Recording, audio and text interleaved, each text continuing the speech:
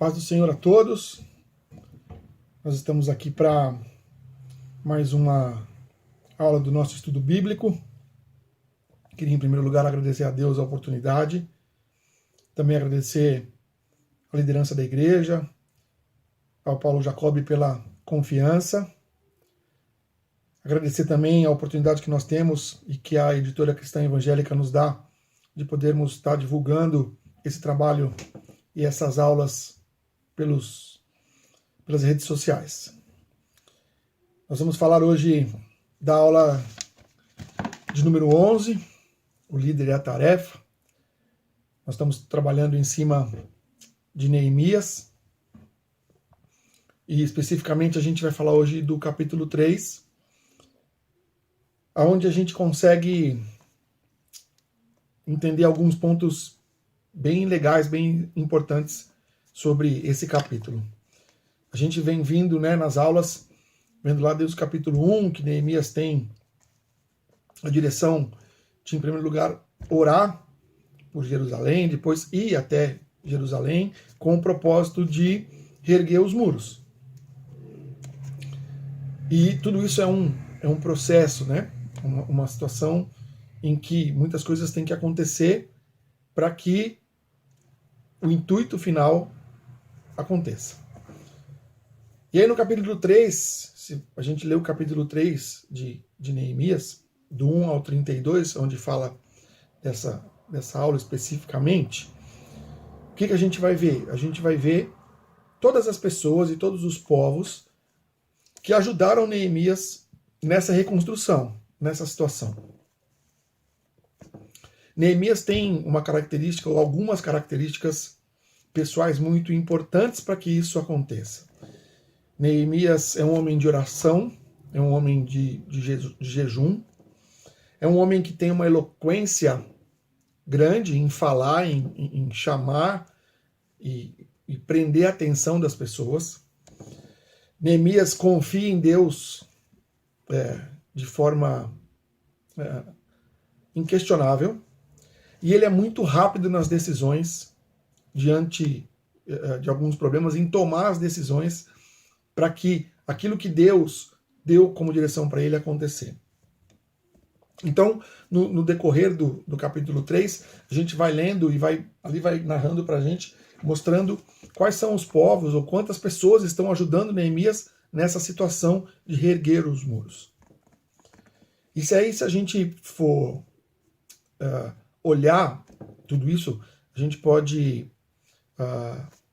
entender que nesse capítulo a gente tem 8 pontos principais que eu separei para que a gente pudesse entender como Neemias consegue isso. Eu comentei da eloquência e, obviamente, da oração, do jejum e da confiança, mas Neemias fez tudo isso diante da direção de Deus. E claro que todo o processo, todo o projeto que a gente começa em Deus, no meio do caminho vão acontecer algumas situações, como também aconteceu com Neemias, de pessoas virem falar, olha, talvez isso não dá certo, ou talvez isso seja muito difícil, ou não é o momento. Como também aconteceu com Neemias, pode acontecer também nas direções que Deus às vezes dá pra gente, para algum projeto que ele tem, alguma situação que ele coloca no nosso coração para fazer, e a gente expõe isso para algumas pessoas que a gente entende de confiança, mas algumas vão estar conosco e outras talvez não.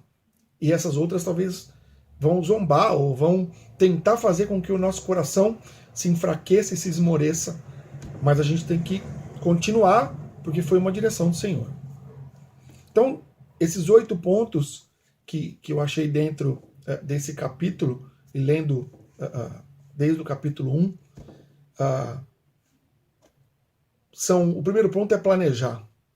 Como a gente consegue planejar alguma coisa? Só orando a Deus, para que Deus dê a direção para a gente. O segundo ponto que eu coloquei aqui é a disposição, querer fazer. Mesmo que aquilo não seja algo que seja da nossa vontade. Mas se a gente quiser fazer, e quiser ajudar a nossa liderança, ou o nosso líder a fazer, nós vamos estar ajudando ele a cumprir uma direção que Deus deu para ele fazer dentro de um propósito. Envolvimento. Envolvimento é exatamente não olhar os problemas, não olhar aquilo que possa vir a ser dificuldade ou possa nos dar um desânimo. Não vamos olhar os problemas, vamos nos envolver. Neemias tinha uma característica muito boa também, que era coordenar dentre todos as pessoas que os ajudavam, e estudos mostram, a Bíblia mostra que mais de 40 grupos ao mesmo tempo trabalhavam na reconstrução dos muros. Então existia uma coordenação muito grande e muito bem feita, que funcionava bem. Então, às vezes, nessa coordenação, a gente precisa, independente da tarefa que nos é dada, enxergar um propósito ou um propósito maior e ajudar nessa coordenação, ser parte de uma engrenagem para que tudo ocorra e funcione bem. Então, o quarto ponto é coordenação. O quinto ponto é que várias tarefas eram feitas ao mesmo tempo por vários grupos. E isso entra na cooperação.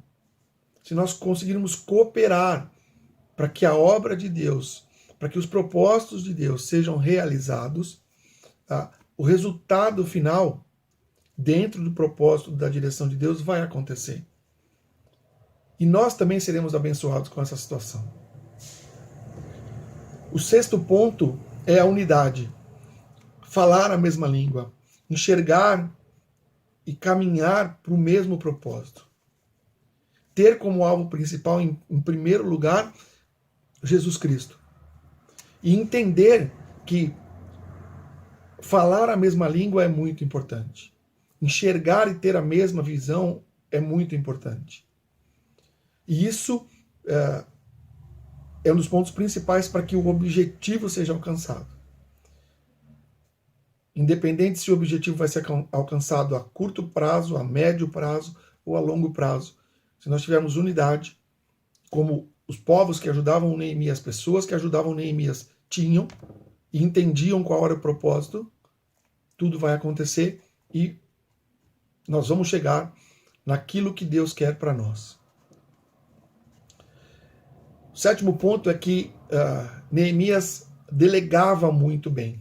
Ele dava as tarefas, entregava as tarefas muito bem. E quando a gente recebe alguma tarefa, quando nos é delegado uma tarefa, isso não pode entrar no nosso coração como soberba, entende? Isso tem que entrar como bênção, porque nos é dada a situação, ou na verdade a opção, né, de fazermos alguma coisa em que uma pessoa não vai conseguir fazer sozinha. Então nós temos a rica oportunidade de fazermos aquilo para quem foi dado um propósito, e essa pessoa está nos dividindo, como Neemias fez, dividiu com os povos o propósito, a direção que Deus deu para ele fazer, e as pessoas entenderam essa situação, entenderam esse propósito, entenderam qual era a finalidade e foram fazer com alegria no coração, sem soberba. E o oitavo ponto que eu separo é assumir a responsabilidade. Pode ser que Deus tenha colocado no coração do nosso líder, ou no nosso coração, em uma situação de liderança, um propósito e uma direção. Se foi colocado no nosso líder, nós temos que, em primeiro lugar, em submissão a ele, ajudá-los, para que nós também sejamos abençoados. Deus tem um propósito para cada um. Deus tem um propósito para a nossa liderança. Deus tem um propósito para o líder, se nós formos líderes em alguma situação. E isso vai acabar em bênção, vai finalizar em bênção. Então, por isso, quando a gente assume a responsabilidade, isso não é peso.